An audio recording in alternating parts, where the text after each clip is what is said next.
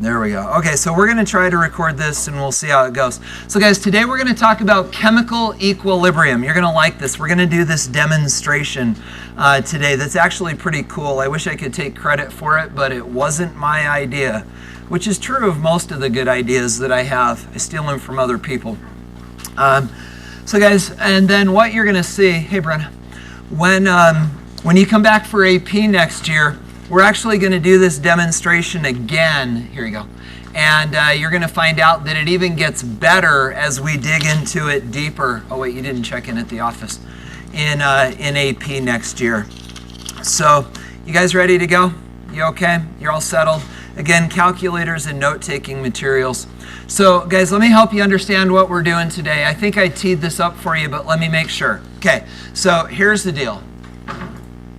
You okay? What is that?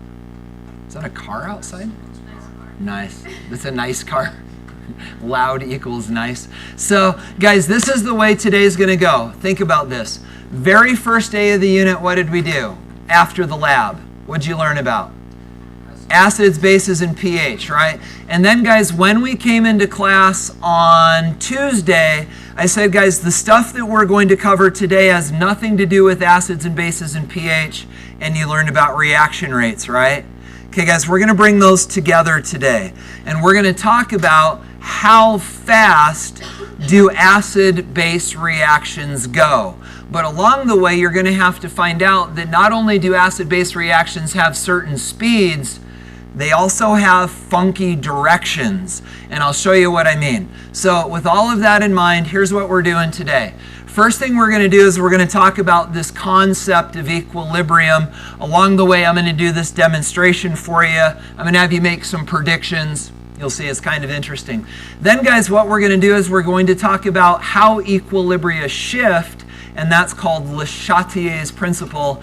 And then finally, guys, we're going to do a little math, and we're going to call it a day. You get the idea? So again, if you need some time, like at the end of class, guys, you're going to have time to work on your homework or do whatever you need. Don't forget this homework then and your labs, right, are due after spring break. Do you love the idea of spring break? Oh, it just makes me happy on the inside. All right, so guys, with that said, here's what we're going to do. Let's review a little bit, coming back to acids and bases. So guys, what I want you to do is put this in your notes, but write it fairly big. Well, hold on, let me see. Maybe we don't need to. Yeah, so let's do this. Guys, put this balanced equation in your notes, well, the product side of it, but here's what you're going to do. Skip down 3 lines and then make this as wide as your paper. So that part of it, of course, will be half the width of your paper.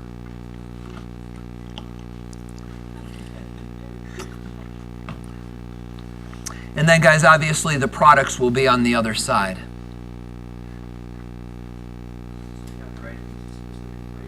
Well, so I guess what I'm trying to communicate to you is, guys, we're going to fiddle around with this reaction a lot, and you're going to be labeling things, and so you're going to want some white space above it, and you're going to want some white space below it, and then you're going to want to write it big, like the width of your paper.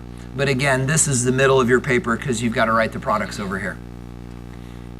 So guys, this is what we kind of did in class a couple times ago, where we talked about the idea that acids give away hydrogens and bases take them in. And guys, what I did before is I gave you the products and you had to predict the acids and the bases. I'm going to change the game on you, see if you can figure it out. So guys, let me just tell you up front, this is an acid and this is a base. So instead of telling you the products and having you pick, I'm now telling you this is the acid, this is the base. Here's what I need you to do. Predict the products and then identify the conjugates. Go for it.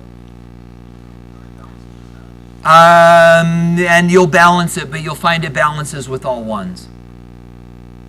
So guys, again, if H2CO3 is the acid, and if NH3 is the base, what are your products going to be? And then which is the conjugate acid and which is the conjugate base? You shouldn't. Nope. Do we need to talk about this? Are you a little stumped? Okay, so guys, maybe changing the tables sort of threw you for a loop, but let me see if I can prime the pump a little bit. What do acids do? Give away hydrogens, right? Let me tell you right now, this is only going to give away one. So when this gives away a hydrogen, where's it going to go? To the base, the NH3, because bases take in hydrogens. So guys, if this loses a hydrogen, what does it turn into? HCO3. So there's one of your products, but guys, notice what happens to the charge. The charge goes down by 1 because it lost a positive proton.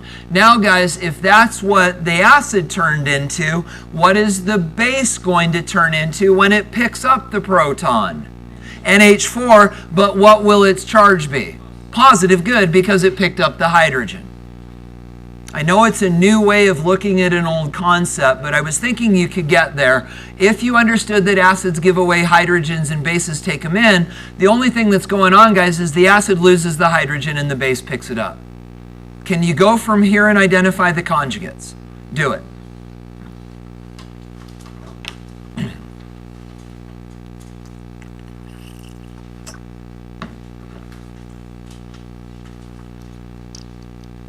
Okay, so guys, again, the thought then being this. So when the acid loses a hydrogen, what does it turn into? The conjugate opposite, which is the conjugate base, and then the other one has got to be the conjugate acid. So guys, maybe we should pause and talk. Are there questions that you need to talk about, or are y'all okay? You guys are good? You're okay? Okay, so now guys, again, this was review. This is what you're going to learn today. And guys, this is where rate and acids and bases come together. You ready? This is kind of interesting. So it goes like this. We're good on the idea that this is an acid. We're good on the idea that this is a base. And the hydrogen goes to here. This turns into the conjugate acid, and that's the conjugate base. Guys, here's the new stuff for the day. What does that mean? What does that mean that this is a conjugate acid and this is a conjugate base? Is this thing really an acid? We call it a conjugate acid, but is this thing really an acid and is this thing really a base? Because the answer is yes. This is really an acid and this is really a base. And in AP, we do a lot of chemistry with conjugates. But guys, for now, here's what you've got to understand. If this is really an acid, and it is, if this is really an acid, what does it do? What do acids do? Give away hydrogens. And if this is really a base, and it is, what is this going to do? Take in a hydrogen, and when, watch this close, when this gives out a hydrogen, and when this takes in a hydrogen, what do they turn into? Those things. It goes, and guys, draw in the arrow, it goes backwards. Oh boy. And guys, this changes everything. Because here's the deal. And guys, this happens all the time in acid and base chemistry. The acid gives away a hydrogen. It goes to the base. It turns into the conjugate acid and the conjugate base. But then the conjugate acid and the conjugate base react back together and turn into the original stuff. Now guys, here's the question. When does this end? Never. It just keeps going on and on and on and on in a circle, and it never stops. Yeah. Everywhere. So there are thousands, tens of thousands of acids that exist. Only 7 of them don't do this. Every other acid on the planet does this. And of all the billions of bases that are on the earth, there are only 8 that don't do this. There's most acids and most bases do this. And actually there's a lot of other reactions that do too. We'll introduce them in a minute. But guys, this is everywhere. This repeating reaction that never stops. So guys, you ready for a deep thought? Would this reaction have a limiting reactant? It never runs out. Because guys, what is a limiting reactant? The thing that you run out of first, right? So guys, how is it that we can't have a limiting reactant? It's always being recreated because as fast as the products are being formed, they're turning back into reactants, and you never run out of anything, so you don't have a limiting reactant. Seems crazy, right? But as Tyler said, guys, this happens everywhere. Most acids and most bases do this. Yeah.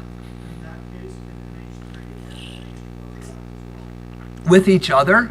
They can't, and the reason is because what they do with electrons. NH4 is a good electron. Oh wait, with NH3? Yeah.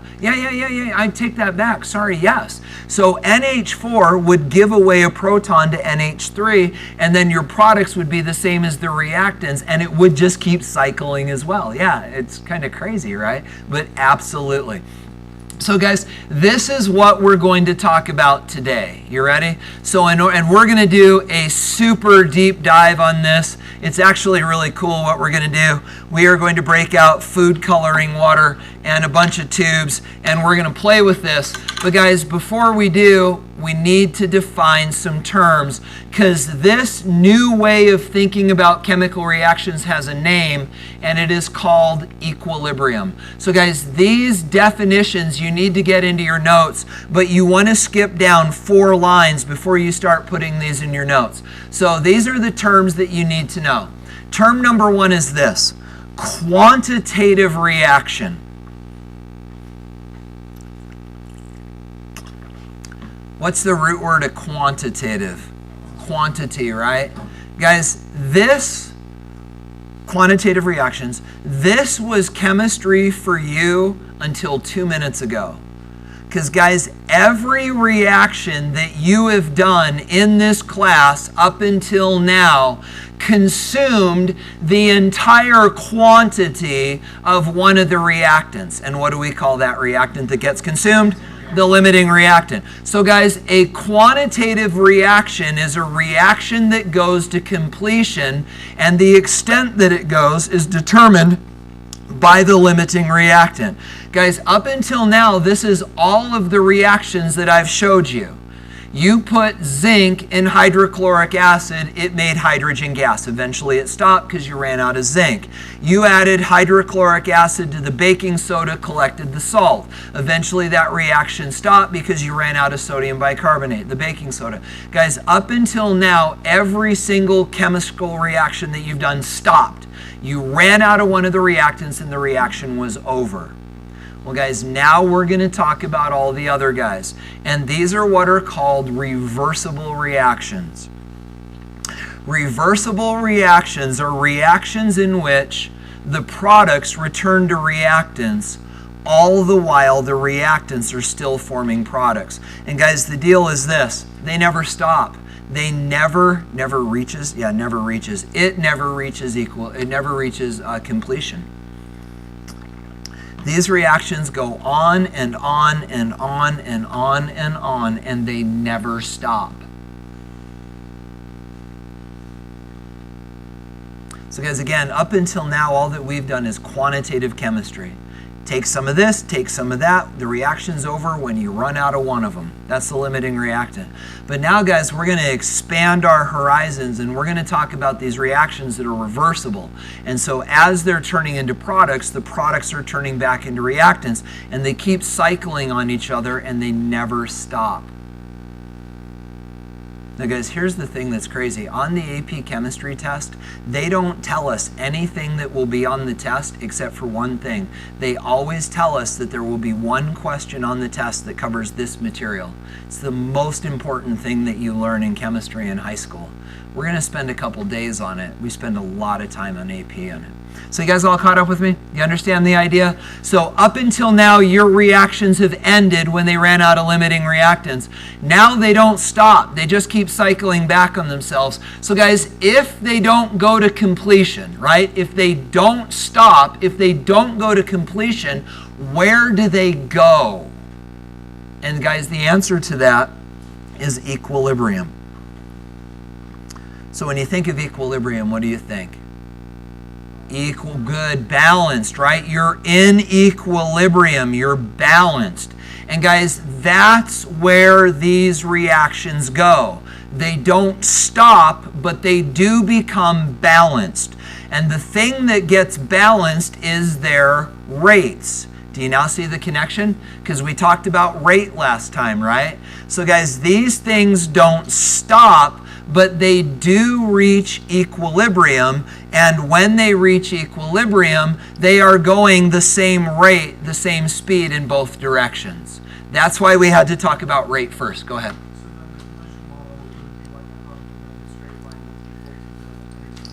Yeah, good night. That's a great question. Let me show you.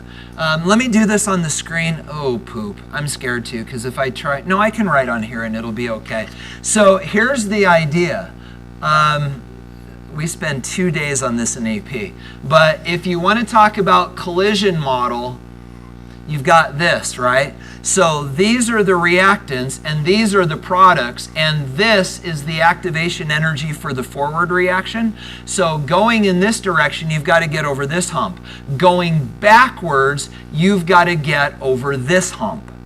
So the reaction will be faster initially in the forward direction, slower in the reverse direction, and then eventually they equal out. And I'll show you how in just a minute. Yeah, that's a great observation though.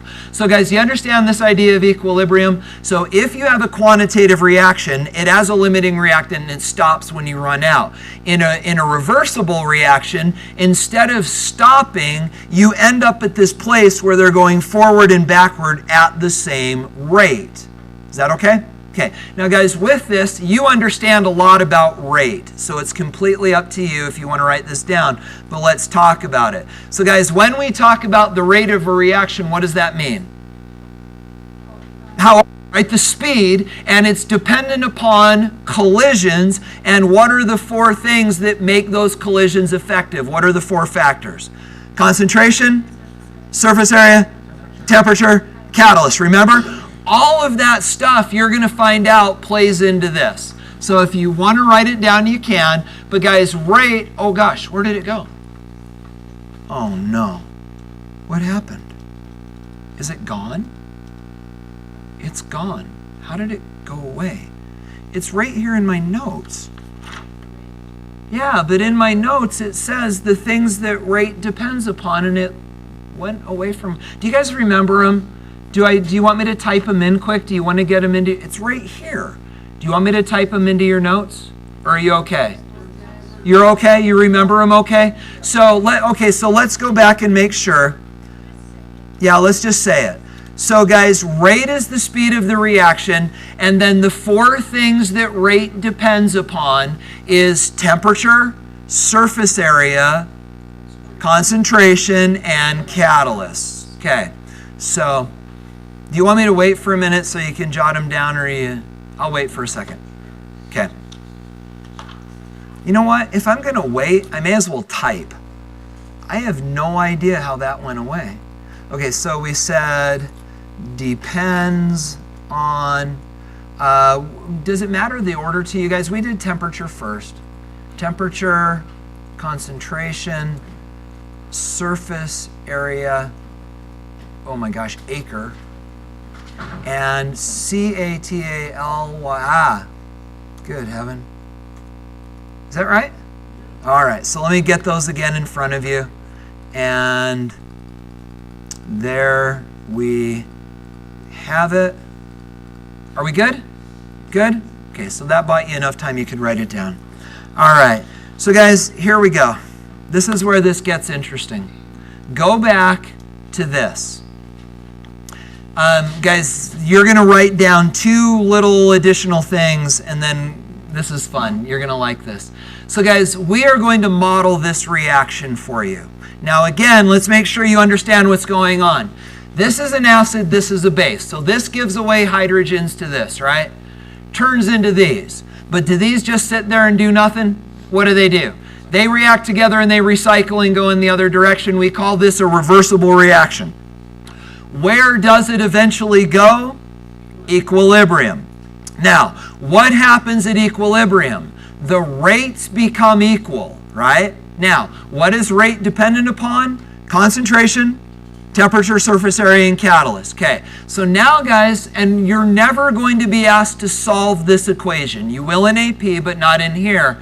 Guys, what is true of the rates when this reaches equilibrium? What did we say is true of the rates? They're equal, so it's going forward and backward at the same speed. So guys, in AP, you will learn the equation that allows you to calculate that speed. I'm just going to give it to you now. Write it down. Write this above. You saved yourself 3 lines, right? Just write it down and then we'll talk about it. So the forward rate is equal to brackets reactants times a thing called RC, and then if you would just write down large beneath it, you'll see why in a minute. And then guys, and once you've written this down, you're going to be done taking notes for probably 10 minutes or so. Guys, beneath that, we should remind ourselves. Guys, do you remember that brackets mean concentration?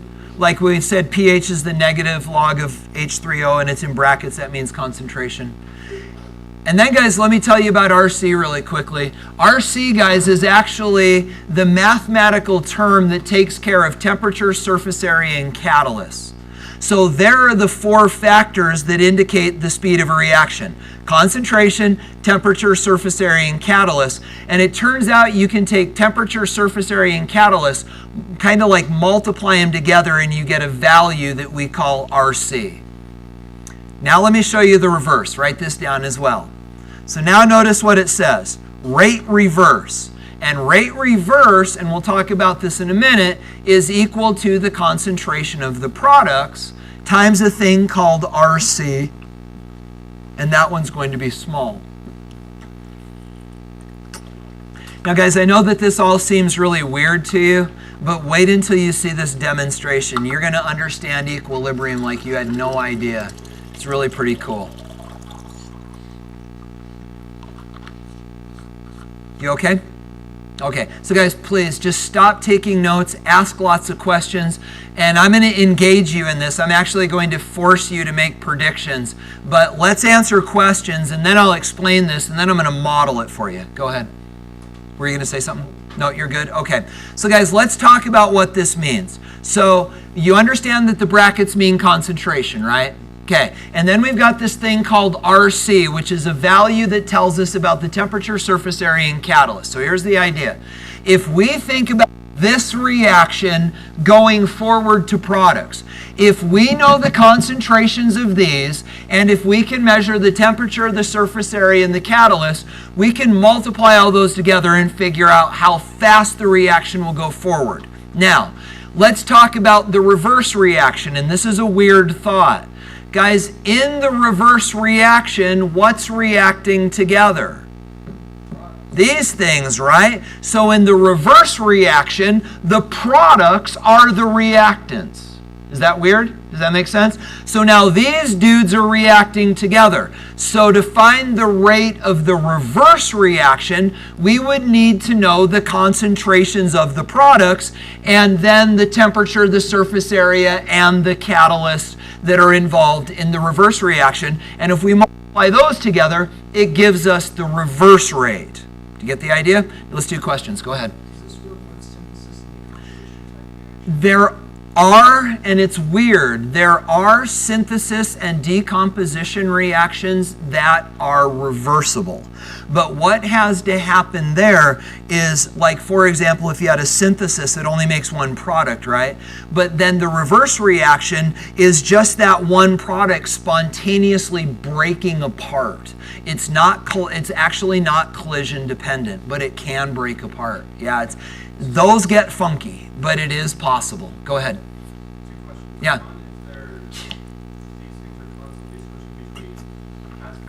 Yes. How do you know which are the reactants in the products, you mean? How do you know if something's an acid or a base if they're constantly reacting? Exactly. And the answer is they can be both. So when H2CO3 has the hydrogen, it's an acid. Once it loses the hydrogen, it turns into this, and it's a base. So if you're just tracking these two, here it's an acid, here it's a base. And then if you're just tracking these two, here it's a base, here it's an acid. And so you can actually, they play both roles depending on whether they've gained or lost the proton. You can actually study this, though, physically in lab, because you can actually track this reaction taking place based upon pH. It's funky, but you can. Keep going. Yeah. Yeah. Absolutely. Yeah. Well, it doesn't, and that's a good point. So Jay said, could NH3 react with NH4? And the answer is yes, if they were by themselves. But it turns out that, and so your question then was, well, what about these guys? Couldn't they react with each other as well, and wouldn't that change the deal as well? And the answer is, yeah, this and this could react together if they were by themselves. But because they're with the NH3, they will choose to react with the NH3 rather than with each other, because NH3 is a better base than this is. We just talked about enough chemistry that my AP students' heads would have gone, pow! That was deep. But the answer is yes. These could react with each other, and these could react with each other if they were alone, but they don't because they're not alone. That's a really deep thought, though. To try to explain that mathematically would take about half a page. It's big, but your question is good. Okay, so guys, we just talked about some really deep stuff, and some of you are going, oh my goodness. Let me bring you back, because you're going to love this demonstration. So here's what we're saying. These two react together to turn into this. These two react together to turn into this. When does it stop? Never. So if it never ends, where does it go? It goes to equilibrium, and what happens at equilibrium is it will go this way and this way at the same speed. You get it? Okay. With that said, guys, check this out. This is really good. Okay, so let me introduce you to the players. Reactants and products. I got to tighten this up a little bit so it doesn't move around. Okay. So guys, here's the way we're going to do this. We are going to allow this tube to represent reactants. So that will be the H2CO3 and the NH3. And then this tube will be the products, the HCO3 minus and the NH4 plus. Okay. Now, what we're going to do is we are going to fill this guy up to 100.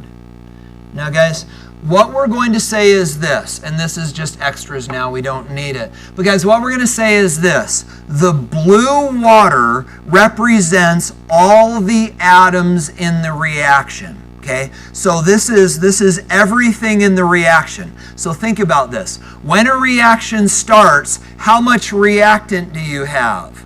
A lot. How much product do you have before the reaction starts? None, right? That's why we call it products, because they're produced by the reaction, and because they're being produced, if the reaction hasn't started, there's none of them. Does that make sense? Okay. Now, guys, let's put this in context. You want to see what chemistry used to look like for you? It used to look like this. When the reaction starts, reactants turn into products, and when you run out of the limiting reactant, the reaction's over and you're done, right? And then what are you left with? Products, and there's no reactants, and that's what chemistry used to look like. Now guys, what do we call that kind of reaction where reactants just turn into products? Quantitative. But guys, that's not the deal anymore. Now, and can you imagine this? If we wanted this to be quantitative, what would it have to look like? Well, while I'm pouring this into here, if we wanted it to be reversible, what would have to happen? This would have to pour back into here. It's kind of like, you guys familiar with M.C. Escher? Where his drawings where you are going up a staircase and the staircase goes around and you have no idea how. Reversible reactions are like an M.C. Escher drawing where this would have to pour into here all the while this is pouring back into the other. You get the idea? But guys, we obviously can't do that. So there's an even better way to model this. And here we go. Okay, so what does the blue water represent? Reactants. What does it represent once they're in here? Products. So whatever tube they're in, that's what they represent. Now, just to let you know, this is going to start at 100 milliliters.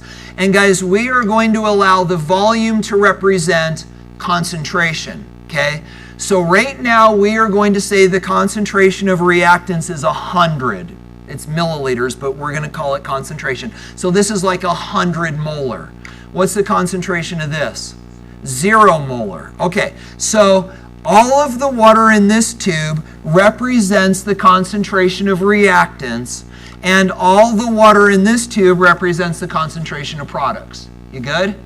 Okay, now, how are we going to get the water from here to here? That's where these tubes come in. Guys, these tubes are going to represent RC. So I don't know if you can you guys see that the tube on your left is bigger than the tube on the right?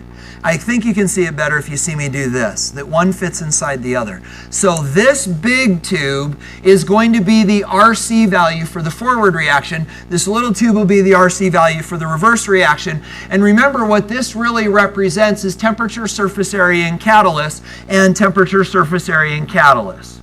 You get the idea? Okay. I don't know why, but I'm better at this if I take off my watch and my wedding ring. This is really hard. Okay, so here we go. So guys, this is the way this works. When the reaction starts, we have lots of reactant and no product, right? Okay, now here's the way this goes.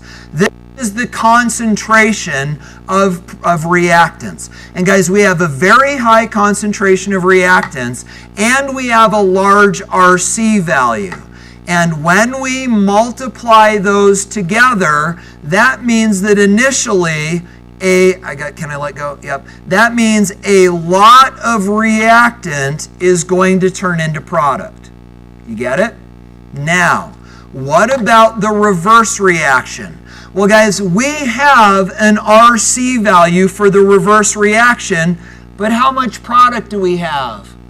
None, right? So what is any number times 0? It is 0. So when this reaction starts, we are going to have a pant load of reactant to turn into product, but we have no product to turn into reactant. Do you get it? Now the reaction continues. We still have a pant load of reactant to turn into product. But oh my gosh, guys, look now. Now the reverse rate is no longer 0 because we have a little bit of product that can turn back into reactant.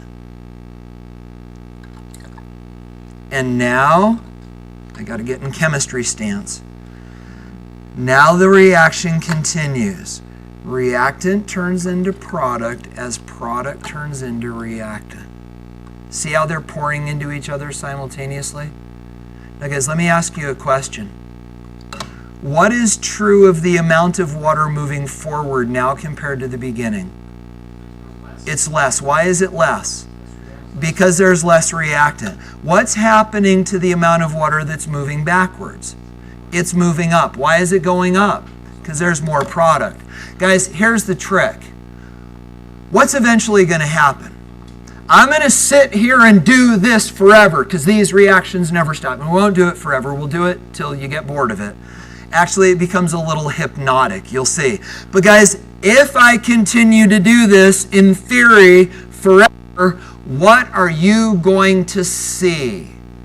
And I'm glad you're thinking. I really want to know what you think. We're going to maybe even write this down on the board. I want to know what you think is eventually going to happen. And I'll give you a minute to talk, and then I want to sort of probe. What is eventually, if I never stop doing this, eventually or along the way, what will you see? Think about it for a minute, and then we're going to talk about it. What's it going to do? Oh, gosh.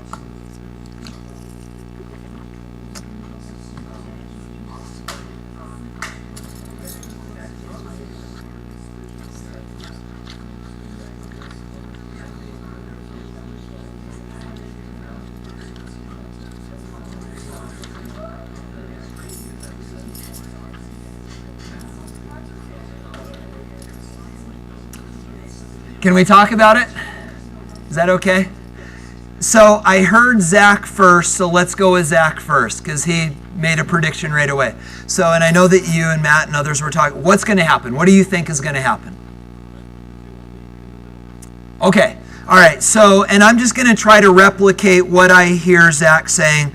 So what Zach is saying is that when these settle down, so to speak, we'll call that. So you're saying that eventually this is going to settle down 50-50, and will it change or will it stay there?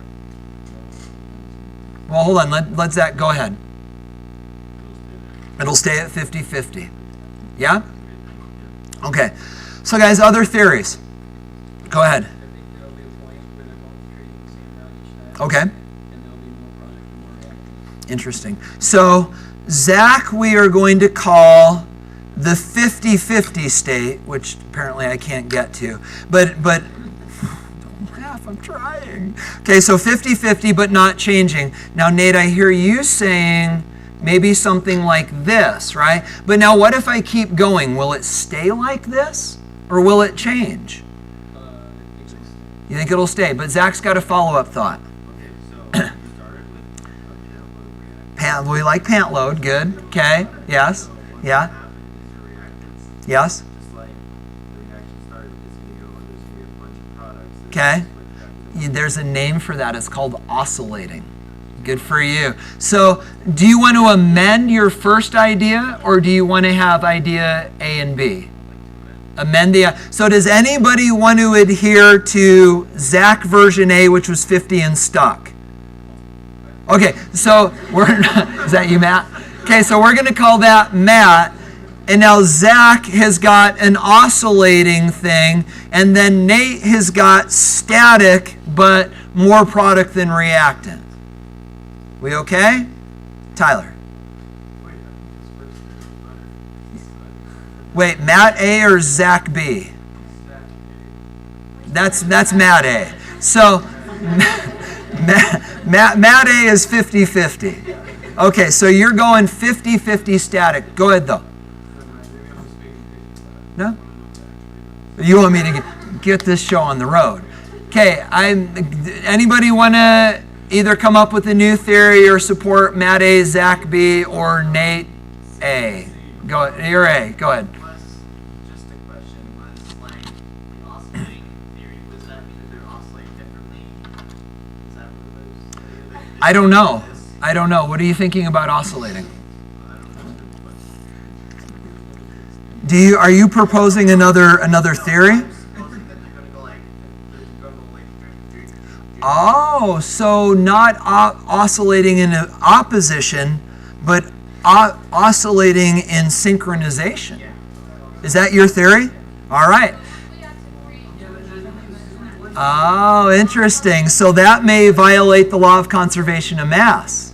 You guys are good. Go ahead. Okay, so that's Matt A. Okay.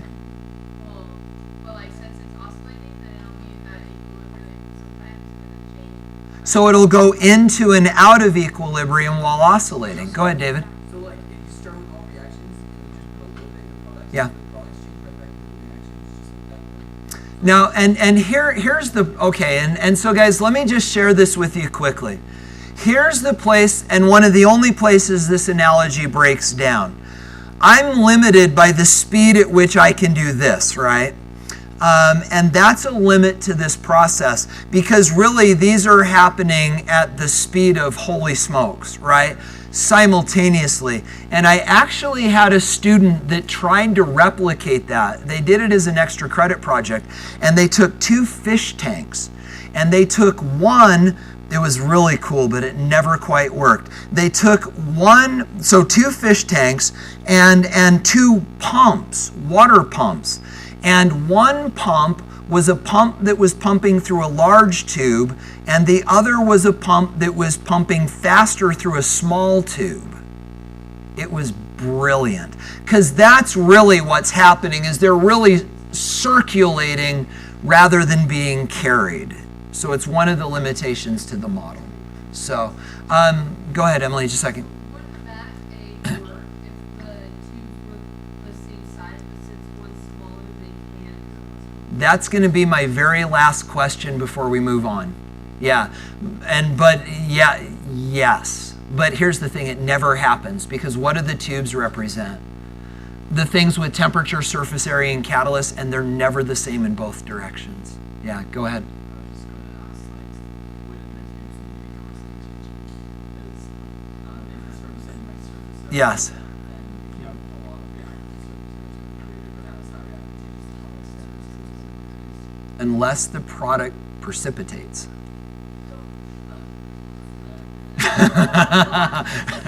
We're not going to go there. Okay, so guys, in summary, Matt A is 50-50, Zach B is oscillating around 50-50, Nate is kind of this, Spencer was this, and then the one that we didn't hear was oscillating but not around 50-50. Okay, but guys, in either case, here we go. We're gonna close conversation. We're going to do, I dribbled a little, so let me fill this back up to 100. Quickly, yeah. Yeah, so it's, like I tried to do a little bit of that, it's kind of like, instead of oscillating like this, it's actually going to oscillate and go like this. Whoa. So it'll reach equilibrium about here. We're going to call that the hula dance situation. All right, guys, here we go. So again, we have lots of reactant to turn into product, but no product to turn into reactant, so initially there's no reverse rate. And then we continue. This is the hypnotic part.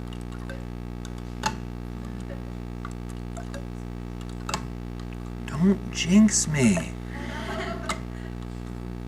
Okay, so guys, we're at about 50-50. This is Matt A. Goodbye, Matt A. We just went through 50-50. And now we continue, and reactants are going down. But guys, notice what is happening to the amount of water in this tube. It's decreasing over time, right? The forward reaction is slowing down. What's happening to the amount of water in this tube? It's filling up. The reverse reaction is speeding up. Now let me give you some numbers. Right now, we are at 55 and amazingly enough, wait, not 55, sorry, 65 and 35. They still add up to 100. How come? Law of conservation. Aha! Law of conservation of mass.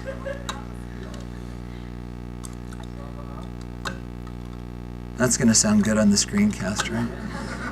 Here's the thing is everybody that's watching the screencast has no idea what we're doing.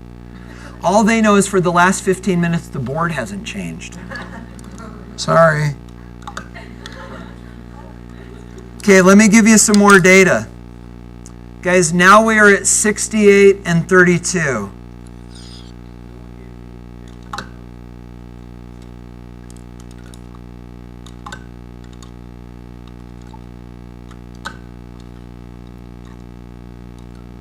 I think I caught it all. 70, 30.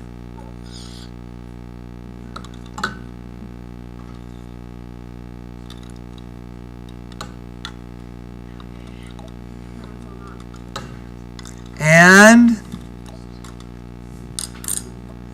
70, 30. And guys, what's going to happen if I just keep going? It's going to stay 70, 30. So guys, which of our models was correct? Nate A. Now guys, let's talk about what's going on here, because regardless of who is correct, there's a lot to learn. So guys, we have now reached the condition of equilibrium. Now let's talk about what is equal at equilibrium. Is the amount of water in the tubes equal? No. What does the amount of water in the tubes represent? Don't miss this, guys. This is critical. What does the amount of water in the tubes represent? Concentration. So at equilibrium, we do not have equal concentrations of products and reactants. Which one do we have more of? more products, less reactants. And guys, as a matter of fact, we can even, you don't need to write this down, but let me just jot it down. Guys, that ratio is 70 to 30. Products divided by reactants, that ratio is 70 to 30, or that reduces to 7/3. We'll talk in a minute. But guys, here's the deal then. If the concentrations aren't equal, what on earth is equal about this at equilibrium? Go ahead.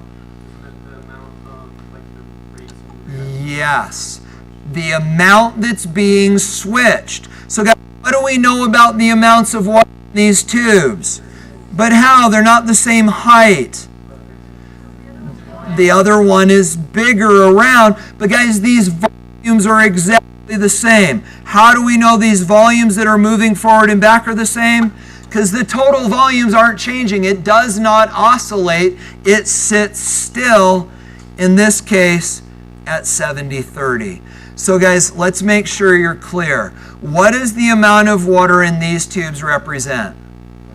Concentration. And what does the amount of water in these tubes represent? Rate. Not these tubes are RC. The amount of water in here represents rate. So guys, with that said, just a second, you should be able to then answer these questions, and you need to get this in your notes. Guys, when a system is at equilibrium, what's equal? When a system is at equilibrium, what is equal? You know the answer. What is it? The rates. Guys, when a system is at equilibrium, the forward and reverse rates are equal. So guys, if that's true, then what's going on with concentration? Because as Nate predicted, the concentrations are not equal. They're 70-30 in this case. The concentrations are not equal. But what are they? What's true of the concentrations if they're not equal at equilibrium? They are unchanging. Do you get it, guys? It doesn't oscillate. The concentrations, good for you, the concentrations are constant or unchanging. So now, guys, let's answer Emily's really bright question. What would have to be true of a reaction in order for the volumes to be equal at equilibrium? The concentrations to be equal at equilibrium. What would have to be the same? The size of the tubes, which is RC. So if you had a rate constant, RC stands for rate constant, if you had RC values that were equal for the forward and reverse reaction, then your concentrations would be the same. And that's exactly what you were saying, right? Yeah, go ahead. So why is the RC value changing? Are we just assuming that the system No. So the rate constants are not changing. By definition, they are not changing. Every reaction has a rate constant, and the rate constant is a factor that takes into consideration temperature, catalyst, and surface area. And so long as the temperature doesn't change, and so long as we don't grind it up, and so long as we don't add a catalyst, it is not changing. It is truly a constant. But the RC value for the forward reaction and the reverse reactions are not the same. Every reaction has a different RC value, and that forward reaction and that reverse reaction are not the same reactions, and therefore they don't have the same RC values. But if like the number of molecules in your reactant Yeah. is decreasing, Yeah. then wouldn't that mean that it's like a surface area? No. Reactant? Exactly right, and that's why the reaction slows down. If you think about what happened, if this was full, do you remember when I originally pulled this out and that tube was really honking full? The idea is you had a very large concentration, and as a result, you had a very fast forward rate. What's the forward rate now? Much less, right? Why is it slowing down? And the answer is exactly what you said. The concentration has gone down. There are fewer of them to collide at any given moment, and the forward rate slows down. Why does that It does because RC is not dependent upon concentration. It's dependent upon everything else. That's the point, that the rate is the product of concentration times RC. So here's our concentration factor. Here's everything else. Yeah, does that make sense? Go ahead. Not stop, but it would become equal at a certain point. Yeah. Check this out, guys. Just a second. Guys, and that certain point for this reaction, let me do this. Guys, that certain point for this reaction is this. It's 7-3. And this reaction will always settle down at a 7-3 product to reactant ratio. Every time. And this doesn't just work for tubes, it works for chemical reactions.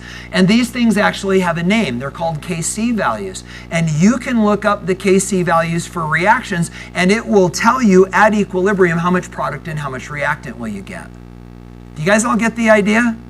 Now, guys, watch this, because this is where this gets cool. This is something that this is something you've got to be able to do. Now, guys, let's make sure you're cool on this. If I keep doing this, what's going to happen? Will this say 7-3? Now watch this. What if I come along and do this? What if I just add some product? What if I come along to this reaction and as it's taking place in a beaker, I dump some of this stuff in? Well, guys, watch what happens.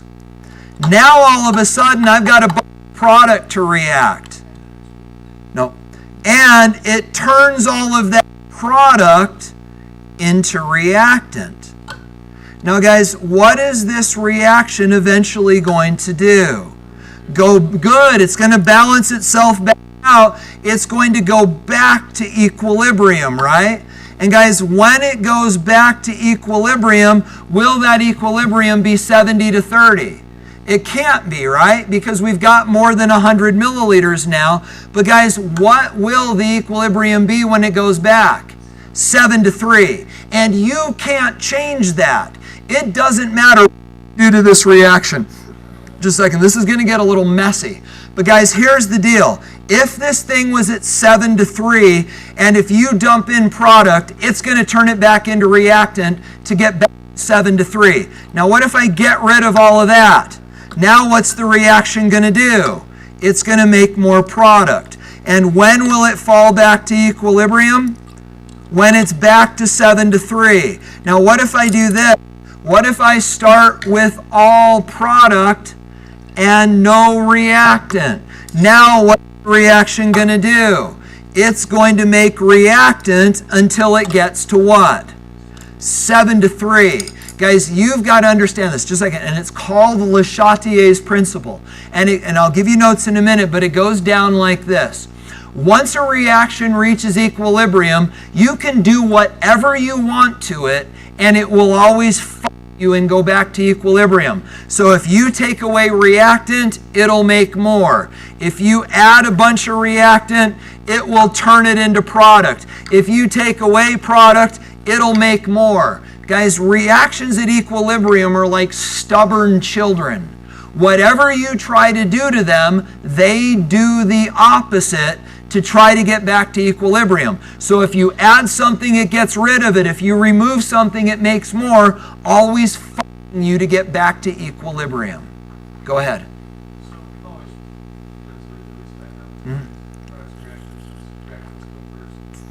Right, yeah. If you're saying that things can start with all products, Yes, yeah. re-identifier. Good for you. And here's the deal. You're absolutely right. Because now these things are reacting together, right? And now all of a sudden they're actually the reactants in the reverse process. So actually what you're going to see is that when we start writing these ratios, we won't say products divided by reactants, we'll say left divided by right. So we are just going to always say the things that we call reactants are on the left and the things we call products are on the right, understanding that these products are actually reacting to go the other way.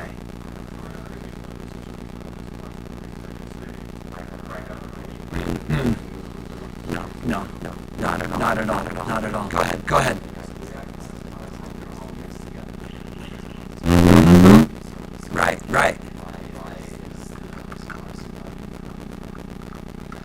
Why are they different? Yeah, it can be a lot of different things. We can't go into it now, but it becomes a question of why does temperature change the rate of a reaction? And you have experience with this. If you heat up some reactions, they go a lot faster than if you were to equally heat up other reactions. Not all reactions respond similarly to changes in temperature, changes in surface area. And that even goes for these two reactions that are offsetting each other. They don't respond the same to these changes. Therefore, their RC values are different. Okay, go ahead.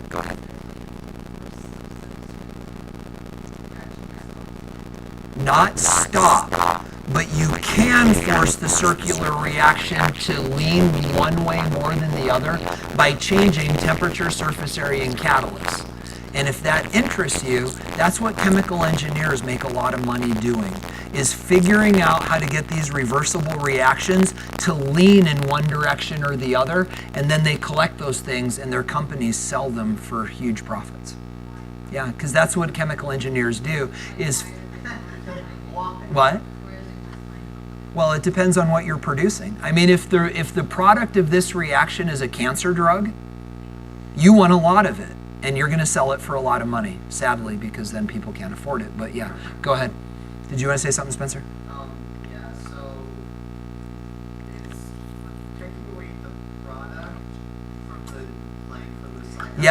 Yes. Would that affect it? Absolutely. That's what we're going to look at right now. That's a great question. So guys, what we just talked about is what is called Le Chatelier's principle. Get this in your notes. And it goes like this. Le Chatelier's principle says this.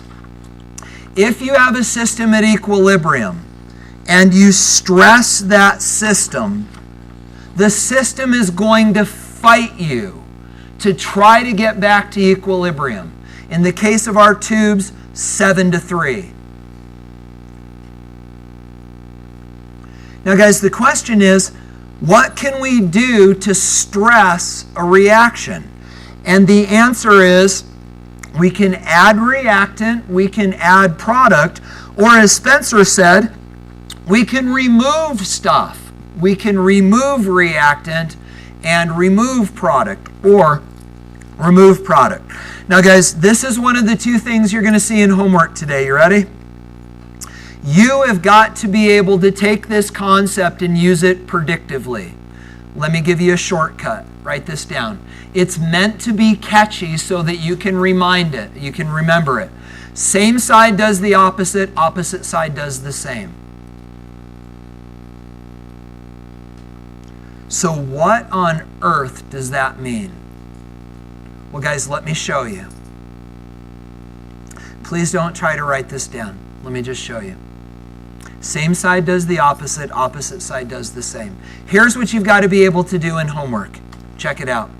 So guys, this is an acid-base reaction. NH3 again is our base. Now our acid is HF. And our products are NH4+, fluoride ion, and heat. This is exothermic. Now guys, this is what this is going to look like in homework. I'm going to give you a change. You are going to figure out the response in one of the other substances. So for example, this. You ready? What happens if we increase the concentration of NH3? So guys, if we dump in a bunch of NH3, what is the reaction going to do? It's going to try to get rid of it, right? So if we dump in NH3, the reaction is going to go, oh, no, you don't. I'm going to get rid of the NH3. Well, what's it going to do with it? It's going to turn it into products, and what's going to happen to all of these things? They're going to go up as the reaction's trying to take this additional NH3 and turn it into other stuff. Do you get the idea? So this is the way that it'll look in your homework. It'll go like this. Here are our responses. So, first pairing. If we increase NH3, what is going to happen to HF? Well, guys, this is the idea. If NH3 goes up, what does the reaction want to do? Wants to turn it into this stuff. But guys, if it's making this stuff, the NH3 has got to react with this, so what's going to happen to this? It's going to go down. Do you get the idea? Now here's the question. How are we going to know that for sure? Well, you see the rule, same side does the opposite side does the same. So if this is going up, what will stuff on the same side of the equation do? The opposite, it'll go down. You get it? Hold on, let's just go through these. So try this one. Guys, what about the next one? What if we increase this pairing? What if we increase NH4? What's going to happen to NH3? Will it go up or down? So this is on the opposite side, so it will do the same and it will go up. Do you get it? So what about this? What if we increase heat? If heat goes up, what will happen to NH4? So if heat goes up, NH4 will go down. Same side does the opposite. What if we decrease heat? If we decrease heat, what will happen to HF? If this goes down, this goes down. Yeah, sorry. Opposite side does the same. Now guys, what happens if we decrease NH3? If we decrease NH3, HF, same side does the opposite. It will go up. And then guys, if we increase HF, then the heat will go up as well. Same side does the opposite. Is that okay? Now guys, this is what you're going to do in lab as soon as you get back from spring break. You are going to set up an equilibrium in lab and you're going to start adding and removing stuff and you're going to be able to see the equilibrium move simply by adding and removing stuff. You okay with Le Chatelier's principle? You good? Okay. So guys, we got one more thing to do and we're done. We understand it qualitatively, now we need to do it mathematically. Here we go. So guys, what you're going to learn to do is write what are called KC expressions. Get this in your notes. Don't write down this part though. Guys, KC is a mathematical ratio of products to reactants. This is the part you want to write down. So guys, KC is products divided by reactants. What do the brackets mean? Concentration, molarity. Now guys, Tyler brought up something interesting. He noticed, wait a minute, if reactants are turning into products, but products are turning back into reactants, how do we really know which side is the reactants and which side's the products? Well guys, we're always going to say right divided by left. The products are always on the right, the reactants are always on the left. Now guys, trust me on this. Don't write down what you're about to see. Just trust me. Don't write down anything else on the slide. So how do we write KC expressions? Guys, check it out. Here is a fictitious reaction. We have, follow along, A moles of W plus B moles of X yields C moles of Y and D moles of Z. So this would be the coefficients. The A, B, C, and D are the coefficients. The W, X, Y, and Z are the chemicals. Here's what the KC expression looks like. Get it? Look at what happened. Why are the Y and Z on top? Because they are the products. But guys, what happens to the coefficients? They turn into exponents, and then the addition becomes multiplication. So guys, what is the denominator going to look like? What's going to be down here? W to the A, X times X to the B. Do you get it? If you get it, do it for this. Do this in your notes. Write the KC expression for this. No, just write this one down. Guys, what does the KC expression for this look like?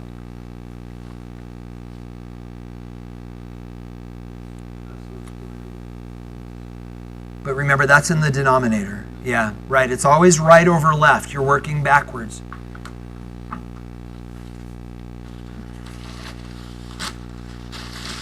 Zach, I was wrong. This is taking longer than we thought. Are you okay for time? What? Yeah, they're great questions, though. It took us 5 minutes just to differentiate the Zach and the Matt model. Are you okay for time, though? With the okay. So guys, let's take it. We're going to do two of these. Let's just make sure we're good. Which one goes on top, the right or the left? The right, right? So KC is equal to, And then, guys, on the top, we're going to have SO3, but what happens to the 2? It's an exponent. It's squared. Good? Then in the denominator, we'll have SO2 squared times O2. Is that okay? No, they have to be brackets because what do the brackets mean? Concentrations. Now, guys, you'll notice that this is at a weird space on the paper, right? On the screen. The reason is this. One of the things you've got to be able to do is write these things, but then you also have to be able to solve them. So here's how it's going to go down. Sometimes you'll be given all the concentrations and you'll solve for Kc. Other times you'll be given most of the concentrations and Kc, and you'll solve for the concentration you're not given. So guys, I would suggest you don't need to write down the question, but let's solve it together. Here's what it says. The final concentrations for this reaction are molarity, molarity, molarity. What's the Kc for the reaction? So guys, how are we going to solve that? What do we do? Just plug in the numbers. So what's the concentration for SO3? 0.20, but guys, don't forget it's squared. Then what's the concentration for SO2? Where'd it go? 0.125, and it's squared. And then the concentration for O2 is 0.11, and all you got to do is the math. So what's going to make this hard? The exponents. If you can do these exponents in your calculator, you're gold.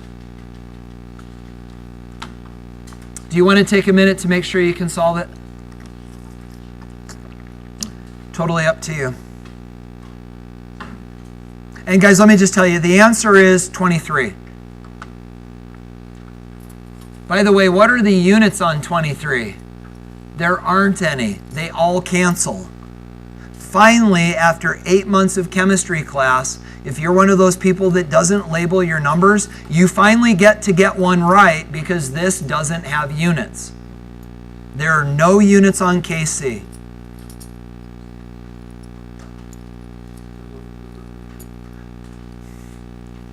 You're good, Tyler. But what does it mean? What on earth does 23 mean? What does it mean? Kc is 23. What does that mean? Guys, think about this. Do you understand that 23 can really be thought of as 23 over 1? What's in the numerator? The products. What's in the denominator? The reactants. What does it mean that it's 23? There's 23 times more product than reactant at equilibrium. Remember the thing we did with the tubes and it was 7-3? This is 23. It means there's 23 times more product than reactant at equilibrium. So guys, the bottom line is this. If your Kc value is bigger than 1, there's more product than reactant. What if your Kc value is smaller than 1? Not negative, but smaller than 1. Then you've got more reactant than product.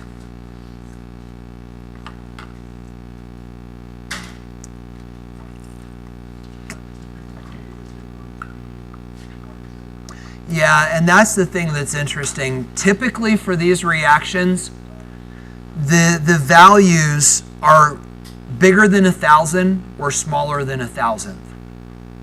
Does that make sense? You usually don't have Kc values that hover around 1. They tend to be really big or really small. Like most of the reactions that we talk about in AP, the Kc values are usually in the order of like 10 to the negative 5th down to 10 to the negative 11th.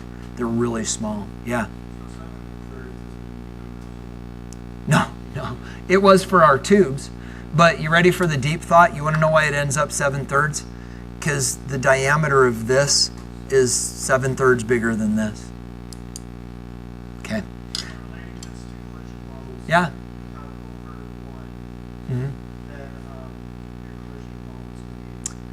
Yes. Yeah, right, yeah. Then it would go good on you. Exactly. You guys good? Let's do one more and we're done. Guys, do the Kc for this. That's neat, Jay. That's a great thought. It's not completely correct. So should you run into a college, university chem professor, don't quote me on that because it's a little different than that. But the idea is good. Did you get it? Not yet?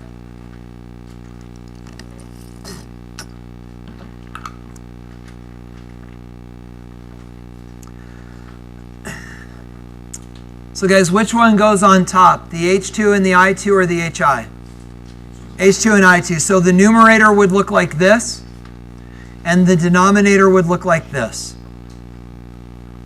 Now guys, this is the only other type of problem you're going to see with these.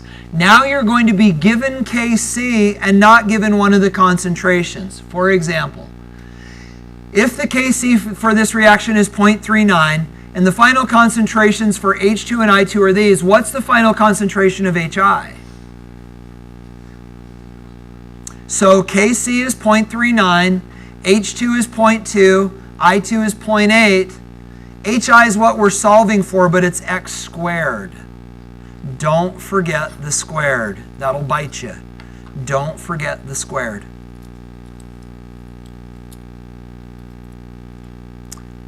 So guys, now you just need to sort of become one with the algebra gods, and their face will shine upon you, and you can solve this. So what do the algebra gods tell us we do first to solve this? Yeah, so kind of cross multiply. The x squared comes up, and then this multiplied together is this. Now guys, what do we do next? Divide by 0.39, and we get this, and then take the square root, and the answer is 0.30. This one does have units. It's molar, because now we're solving for a concentration. Yeah? Well, no, and let's talk about why, because you're right, that could be plus or minus, right? But it's a concentration. And you can't have a negative molarity, so the negative value is nonsensical because you can't have negative concentrations. David, go ahead. Either one is fine, however you choose to do it. Go ahead. Let's give you a couple for you. I see 8.7 plus on the back. Oh, we'll talk about it after spring break. You'll see. It's look at the answers and you'll get it. I'll talk to you about it in a minute. Hey guys, retester today. Stay if you need to. You have the homework in front of you. Have a phenomenal spring break. Rest well.